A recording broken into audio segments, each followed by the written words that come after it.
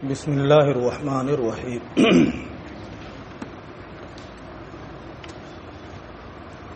بحث عقل کے بارے میں چل رہی تھی۔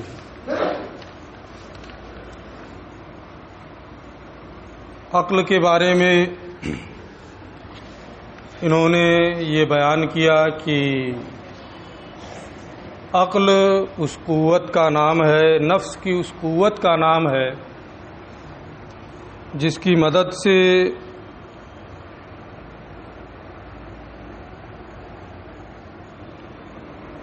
وہ علوم و ادراکات کے قابل ہوتا ہے۔ دوسری تعریف عقل کی انہوں نے یہ کی ہے کہ وہ طبعی اور فطری قوت ہے کہ سلامتی آلات کے وقت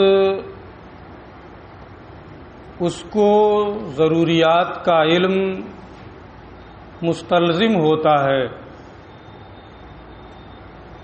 تیسری تعریف عقل کی انہوں نے یہ کی کہ عقل وہ جوہر ہے جس سے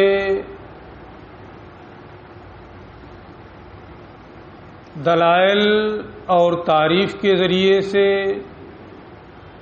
مجہول تصدیقی یا مجہول تصوری کا اور مشاہدہ کے ذریعے سے بدیہیات کا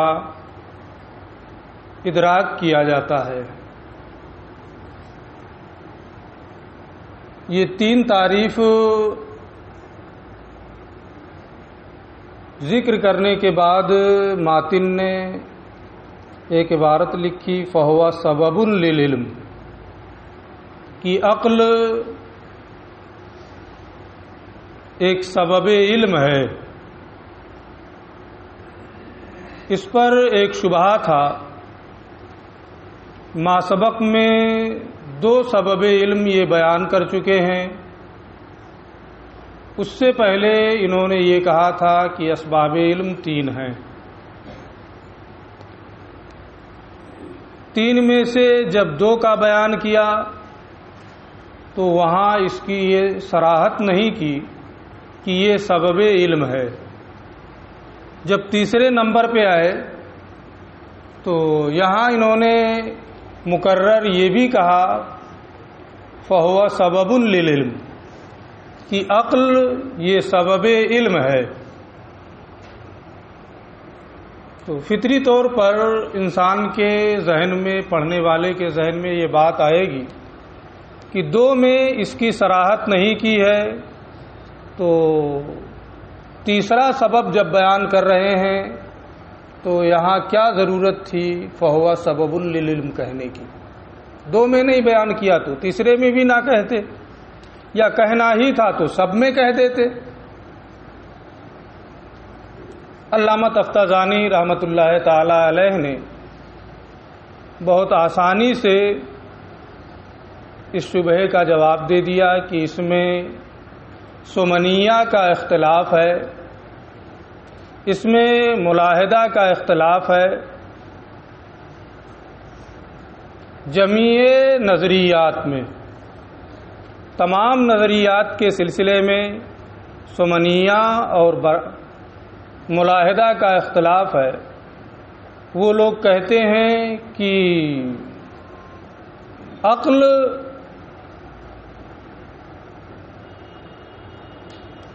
باب نظریات میں سبب علم نہیں ہے، اس سے علم کا فائدہ حاصل نہیں ہوتا ہے۔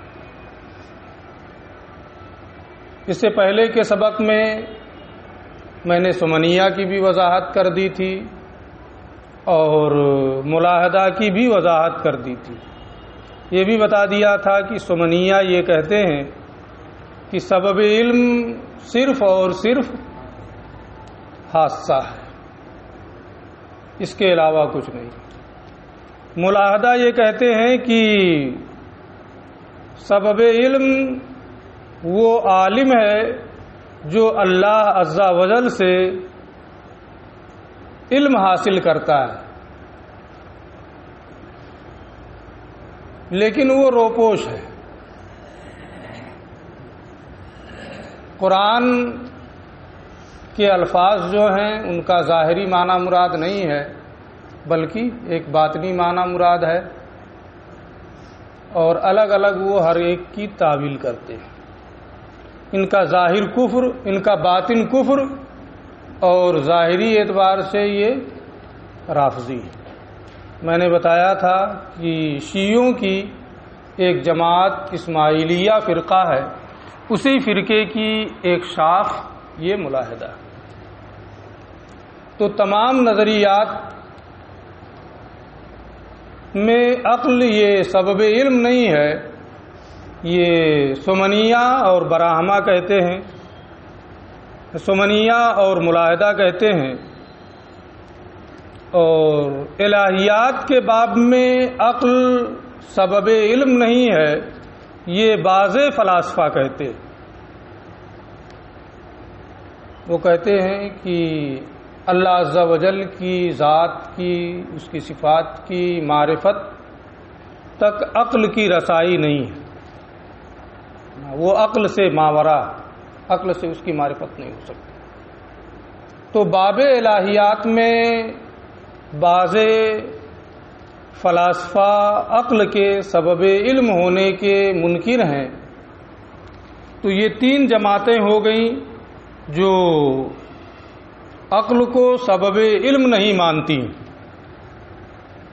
باقی اس سے پہلے دو چیزیں جو گزری ہیں وہاں ایسا کوئی اختلاف نہیں تھا۔ اس لیے علامہ نے، ماتن نے ان دونوں جگہوں پر یہ صراحت نہیں کی کہ یہ سبب علم ہے۔ یہاں چونکہ ان لوگوں کا اختلاف تھا، اس پر بحثیں ہیں، اس لیے ماتن نے جب عقل کا بیان کیا تو یہ فرمایا فہو سبب للعلم، کہ عقل یہ سبب علم ہے۔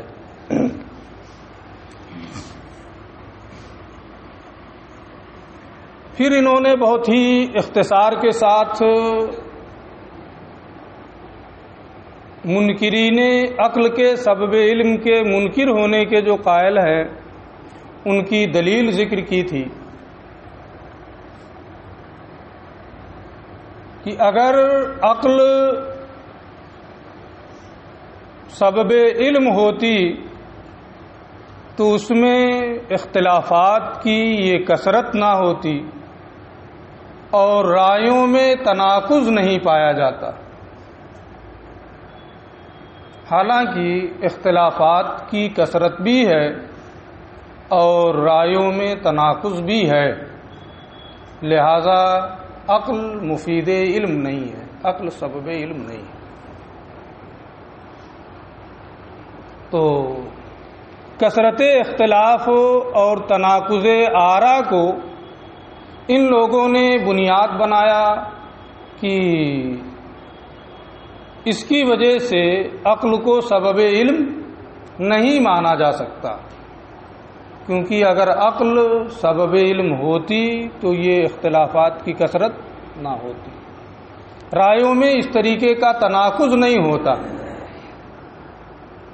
کوئی عالم کو قدیم یا کوئی عالم کو حادث نہیں مانتا، کوئی جزء لا یتجزا کو ثابت اور کوئی باطل نہیں مانتا،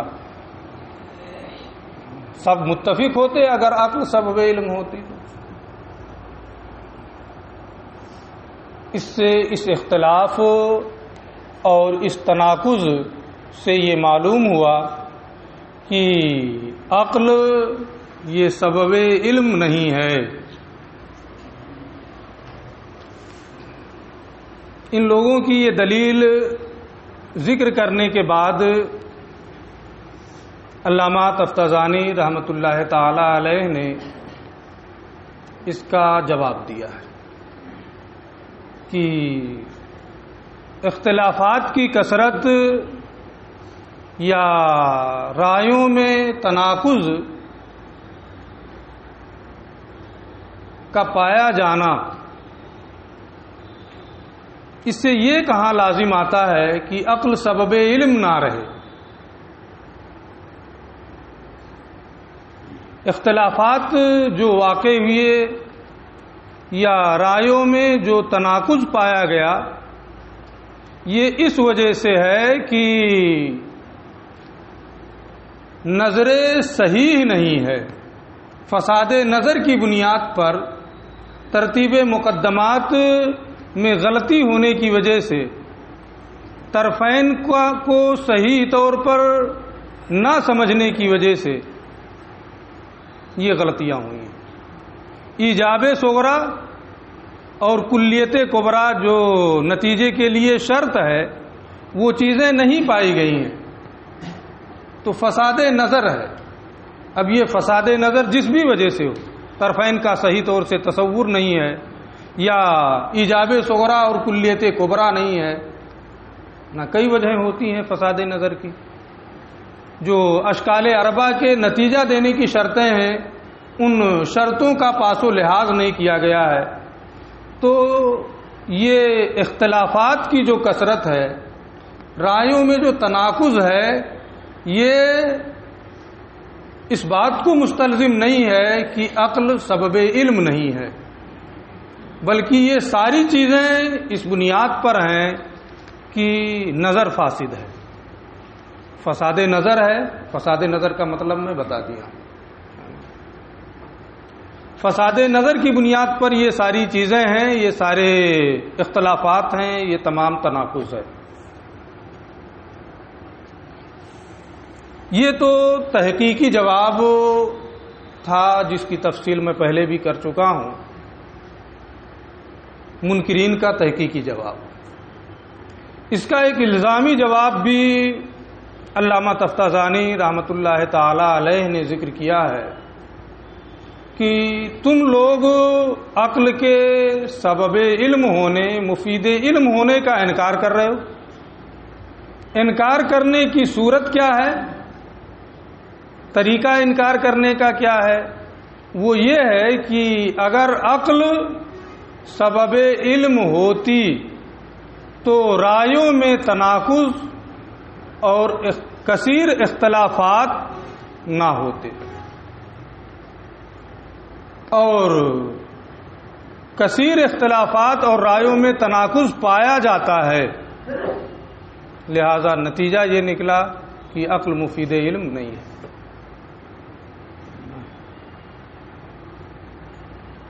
اگر عقل مفید علم ہوتی تو رائیوں میں تناقض نہ ہوتا، حالانکہ رائیوں میں تناقض ہے، لہذا عقل سبب علم نہیں. یہ دلیل تم لوگ ذکر کرتے ہو، یہ دلیل تو خود ہی نظر عقل ہے. یہ دلیل جو تم ذکر کر رہے ہو یہ بھی تو ایک نظر ہی ہے. تو جس چیز کو تم باطل کر رہے تھے کہ وہ مفید علم نہیں ہے، وہ چیز تو ثابت ہو جا رہی ہے. جیسے نظر صحیح کا مفید علم ہونا یہ ایک علم ہے، نظر صحیح کا مفید علم نہ ہونا یہ بھی ایک علم ہے. زید آیا ہے یہ بھی علم ہے، زید نہیں آیا ہے یہ علم نہیں ہے. اگر آپ کو علم نہ ہو اس کے نہ آنے کا تو یہ حکم لگا سکتے ہیں کہ نہیں آیا ہے. تو جیسے نظر صحیح کا مفید علم ہونا یہ ایک علم ہے، ایسے ہی نظر صحیح کا مفید علم نہ ہونا یہ بھی ایک علم ہے. اور نظر صحیح کے مفید علم نہ ہونے کا جو تمہیں علم ہوا ہے وہ نظر ہی سے ہوا ہے، پھر اس کا انکار کیسے ہوگا؟ جس کی نفی کر رہے ہو اسی چیز کا ثابت کرنا لازم آ رہا. یہ تو تناقض ہو گیا. جس کی نفی کر رہے ہیں وہی ثابت ہو جا رہا ہے، لہذا تمہاری یہ دلیل قابل تسلیم نہیں. ٹھیک ہے، یہاں تک بات ہو گئی تھی اور آگے تک تھوڑی سی ہوئی تھی. تو اس کو علامہ نے یہ الزامی جواب ان لوگوں کا دیا جو نظر صحیح کے مفید علم نہ ہونے کے قائل ہیں۔ ان لوگوں نے پھر اس پر پلٹ کر کے یہ کہا کہ ہم دلیل نہیں دے رہے ہیں۔ تب کیا کر رہے ہیں آپ؟ دلیل نہیں دے رہے ہیں۔ ان لوگوں نے کہا کہ آپ نے جو یہ کہا ہے کہ نظر صحیح یہ مفید علم ہے، ہمارے نزدیک یہ فاسد ہے۔ نظر صحیح مفید علم ہے، یہ کیا ہے؟ فاسد ہے۔ اور اس فاسد پر ہم نے ایک قول فاسد کے ذریعے سے معارضہ کیا، یعنی یہ معارضہ فاسد بالفاسد، فاسد کا معارضہ فاسد سے کرنا۔ آپ کا قول نظر صحیح مفید علم ہے، یہ فاسد ہے، اس فاسد قول پر ہم نے ایک فاسد قول سے معارضہ کیا ہے، اور اس پر آپ کو کوئی اعتراض نہیں ہونا چاہیے۔ لہذا ہمارے قول میں تناقض لازم آ رہا ہے، لازم آیا کرے۔ ہم کہاں کہتے ہیں کہ وہ دلیل ہے؟ جب ہم یہ کہیں کہ یہ دلیل ہے ہماری، تب آپ کہیں گے کہ یہ تناقض کا لازم آ رہا ہے، اختلاف ہو رہا ہے، غلط ہو رہا ہے۔ ہم کہہ ہی نہیں رہے ہیں کہ یہ ہماری دلیل ہے، یہ تو ایک فاسد قول کو ایک فاسد قول کے ذریعے سے باطل معارضہ کر دیا ہے، بس۔ آپ کا قول باطل ہو گیا۔ معارضہ کسے کہتے ہیں؟ ابھی آپ خامسہ میں ہیں، پڑھیں گے مناظرہ رشیدیہ یا پڑھ رہے ہوں گے۔ خصم کی دلیل کو باطل کرنے کے لیے جو چیز پیش کی جاتی ہے اسی کو معارضہ کہتے ہیں۔ آپ کی جو دلیل تھی کہ نظر صحیح مفید علم ہے، ہمارے نزدیک وہ فاسد ہے، اسی کو فاسد کرنے کے لیے ہم نے ایک قول فاسد کا سہارا لے لیا ہے۔ ہماری دلیل یہ نہیں، بات ان کی ایک طرح سے بن جا رہی ہے۔ اب اس پر علامہ نے پھر آگے کلام کرتے ہوئے یہ فرمایا کہ آپ کہہ رہے ہیں کہ قول فاسد کا قول فاسد سے یہ معارضہ ہے، تو جو چیز فاسد ہوتی ہے وہ کسی چیز کا فائدہ نہیں دیتی۔ اگر آپ کا یہ معارضہ فاسد ہے تو یہ تو لغو ہوگا، اور کسی لغو چیز کے ذریعے سے، کسی ابس چیز کے ذریعے سے کسی چیز کو غلط ثابت کرنا، یہ کہاں کی دانش مندی؟ آپ خود ہی کہہ رہے ہیں کہ یہ ہمارا معارضہ جس سے ہم کر رہے ہیں یہ فاسد ہے۔ جو چیز فاسد ہوتی ہے وہ کسی چیز کا فائدہ دیتی ہے۔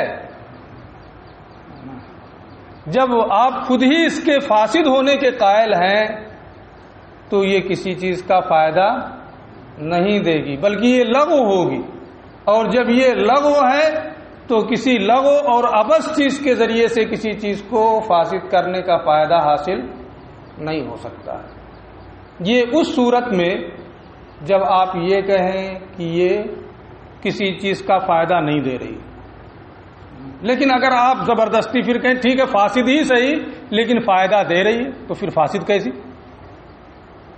فاسد ہونے کے لیے تو ضروری ہے کہ وہ کسی چیز کا فائدہ نہ دے، ہے نا؟ تو آپ یہاں یہ بھی نہیں کہہ سکتے ہیں کہ یہ کسی چیز کا فائدہ نہیں دے رہی، اور یہ بھی نہیں کہہ سکتے ہیں کہ فائدہ دے رہی، کیونکہ جو شک بھی آپ اختیار کریں گے اس پر کلام ہوگا۔ اسی کو یہاں سے ذکر کیا ہے، فرماتے ہیں قلنا، ان لوگوں کے اس قول پر کہ یہ معارضہ فاسد بالفاسد ہے، ہم یہ کہیں گے اما ان یفیدا شیئا، کہ تمہارا یہ قول یا تو کسی چیز کا فائدہ دے گا، اگر فائدہ دے رہا ہے تو فاسد نہیں ہوگا، کیونکہ کوئی فائدہ دینے والی چیز فاسد نہیں ہوتی، فلا یکون فاسدہ، تو یہ فاسد نہیں ہوگا۔ اولا یفید، یا کسی چیز کا یہ فائدہ تمہارا قول نہیں دے گا، فاسد ہی ہوگا، کوئی فائدہ نہیں دے رہا ہے، فلا یکون معارضۃ، پھر معارضہ کیسا؟ یہ تو لغو ہو گیا، عبث ہو گیا، کسی چیز کے لیے یہ مفید ہی نہیں ہے۔ پھر ایسی چیز کے ذریعے سے معارضہ کرنا جو کسی طرح سے فائدہ نہ دے، لغو اور عبث ہو، یہ تو کوئی جاہل سے جاہل آدمی بھی نہیں کر سکتا۔ ان کا جواب ہو گیا۔ اب پھر ایک اعتراض ہوتا ہے ان لوگوں کی طرف سے جو وہی تینوں گروہ گزرے ہیں کہ آپ نے کہا ہے کہ نظر صحیح مفید علم ہے، تو اس کا مفید علم ہونا یا تو ضروری ہوگا، ضروری بمانا بدیہی، نظر صحیح کا مفید علم ہونا یا تو بدیہی ہوگا یا نظری، دو صورتیں ہیں۔ اگر بدیہی ہو تو اس میں اختلاف نہیں ہونا چاہیے، جیسے کہ 1 2 کا آدھا ہے، اس میں کتنے لوگوں کو اختلاف ہے کہ 1 2 کا آدھا ہے کسی کو اختلاف؟ کوئی اختلاف کسی کو نہیں ہے۔ تو اگر نظر صحیح مفید علم ہے اور یہ مفید علم ہونا ضروری اور بدیہی ہے تو اس میں کسی کا اختلاف نہیں ہونا چاہیے، جیسے کہ 1 2 کا آدھا ہے، اس میں کسی کا اختلاف نہیں۔ اور اگر نظر صحیح مفید علم ہے یہ نظری ہو تو ایسی صورت میں دور لازم آئے گا، توقف الشیء علی نفسہ ہی لازم آئے گا، کیونکہ آپ نظر صحیح کے مفید علم ہونے کے لیے کل نظر صحیح مفید للعلم، ہر نظر صحیح یہ ایک کلیہ ہوا ہے نا، کل نظر صحیح مفید للعلم، یہ ایک کلیہ ہے۔ اس کلیے کو ثابت کرنے کے لیے آپ کو ایک مخصوص نظر کا سہارا لینا پڑے گا، وہ مخصوص نظر اسی کا ایک فرد، تو نظر کو نظر ہی سے ثابت کریں گے۔ اس بات الشیء علی نفسہ ہی، توقف الشیء علی نفسہ ہی لازم آئے گا جو دور ہے۔ تو آپ یہ بھی نہیں کہہ سکتے ہیں کہ نظر صحیح کا مفید علم ہونا ضروری ہے، کیونکہ اگر آپ ضروری کہیں گے تو اختلاف نہیں ہونا چاہیے، حالانکہ اختلاف ہے، اور اگر آپ یہ کہیں گے کہ نظری ہے تو نظری بھی نہیں ہو سکتا ہے، کیونکہ نظری کہنے کی صورت میں دور لازم آئے گا، توقف الشیء علی نفسہ لازم آئے گا، دونوں صورتیں باطل، اور جب دونوں باطل نظر صحیح کا مفید علم ہونا باطل ہے نا، پھر باطل ہو گیا، کبھی باطل ہو رہا ہے کبھی ثابت ہو رہا ہے۔ چلو فَإِنْ قِيلَ، اگر یہ اعتراض یہاں کیا جائے کون النظر مفیدا للعلم، نظر صحیح کا مفید علم ہونا اگر ضروری ہو، دو شکیں ہیں، یا تو ضروری یا نظری، اگر ضروری ہو لم یقع فیہ خلاف، تو اس میں کوئی اختلاف نہیں ہوتا، کما فی قولنا الواحد نصف الاثنین، جیسے کہ ہمارے قول الواحد نصف الاثنین میں کسی کا کوئی اختلاف نہیں ہے۔ وَإِنْ كَانَ نَظَرِيًّا، اور اگر نظر صحیح کا مفید علم ہونا نظری ہو، یلزم اثبات النظر بالنظر، تو کل نظر صحیح مفید للعلم یہ ایک کلیہ ہے، اس کو ثابت کرنے کے لیے ایک نظر کی ضرورت ہے، تو وہاں وہ نظر مخصوص ہوگا، تو نظر کو نظر ہی سے ثابت کرنا یہ کیا ہے؟ توقف الشیء علی نفسہ ہے، اس بات الشیء ہے نا، اس بات النظر بالنظر ہے نا، وَإِنَّهُ دَوْرٌ، اور یہ دور ہے، تو ضروری ہونا بھی باطل، نظری ہونا بھی باطل، لہذا نظر صحیح کا مفید علم ہونا باطل۔ قلنا، ہم اس کا جواب دیں گے، دونوں شکوں کو اختیار کر کے یہ جواب دے رہے ہیں کہ نظر صحیح مفید علم ہے، بدیہی ہے۔ آپ نے کہا کہ یا تو بدیہی ہوگا یا نظری ہوگا، ہمیں تسلیم ہے کہ بدیہی ہے، رہا آپ کا یہ کہنا کہ اگر بدیہی ہوگا تو اختلاف نہیں ہوگا، بدیہیات میں اختلاف ہوتا ہے۔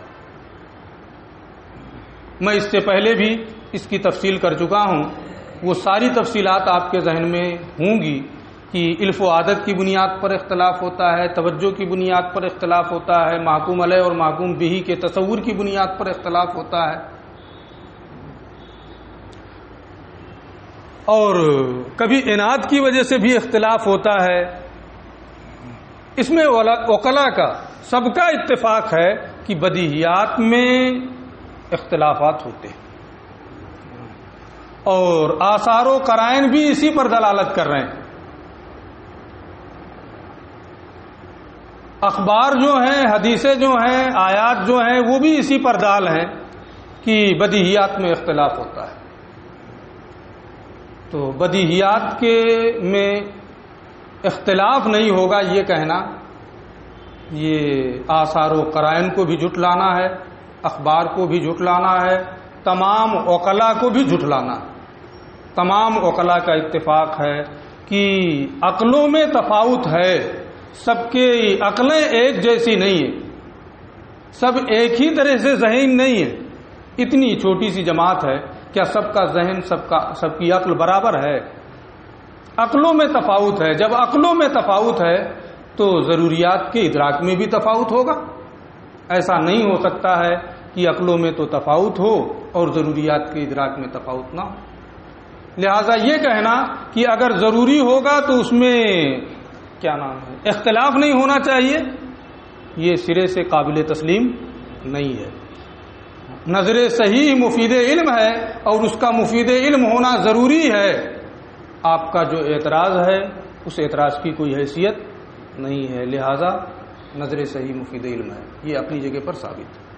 اسی کو انہوں نے کہا ہے قلنا، ہم اس کا جواب دیں گے الضروری قد یقع فیہ خلاف، ضروری میں کبھی اختلاف ہوتا ہے، اما لعناد، یا تو ہٹ دھرمی کی وجہ سے، حق واضح ہے پھر بھی نہیں ماننا، پڑھا رہا ہوں بیٹھ کے یہیں سامنے کوئی آ کے کہہ رہا کہ نہیں پڑھا رہے ہیں آپ، اب نہیں پڑھا رہے ہیں، نہیں مانو گے تو کیا کر لیں گے؟ تو کبھی عناد اور ہٹ دھرمی کی وجہ سے بھی بدیہیات میں اختلاف ہوتا ہے، اور لقصور فی الادراک، یا تصورات کے ادراک میں کمی کی وجہ سے اختلاف ہو جاتا ہے۔ فإن العقول متفاوتہ بحسب الفطرہ باتفاق من العقلاء، کیونکہ تمام عقلاء کا اتفاق ہے کہ فطری طور پر عقلوں میں تفاوت پایا جاتا ہے۔ واستدلال من الآثار، اور آثار و قرائن کی دلیل بھی اسی پر دال ہے، وہ شہادت من الاخبار، اور اخبار اور حدیثیں بھی اس کی شہادت دے رہی۔ آپ نے عورتوں کے بارے میں پڑھا ہے نا کہ ناقصات العقل ہوتی ہیں، اگر عقلوں میں تفاوت نہیں ہوتا ہے تو ناقصات العقل کیسے ہو گئی؟ سب کی عقل برابر ہونی چاہیے۔ دو عورتوں کی گواہی ایک مرد کے برابر، یہ بھی آپ نے پڑھا ہے۔ اگر عقلوں میں تفاوت نہیں ہے پھر وہ بھی ایک ہی ہونی چاہیے ایک مرد کے مقابل میں۔ تو اخبار، آثار و قرائن، عقلاء کا اتفاق سب اس بات کی دلیل ہے کہ عقلوں میں تفاوت ہوتا ہے، اور جب عقلوں میں تفاوت ہے تو بدیہیات میں اختلاف بھی ہوگا، کسی کے نزدیک بالکل واضح ہوگا، کسی کے نزدیک اور خفا ہوگا، کسی کے نزدیک بہت زیادہ خفا ہوگا۔ تو یہ ایک شق کو اختیار کر کے انہوں نے جواب دے دیا ہے۔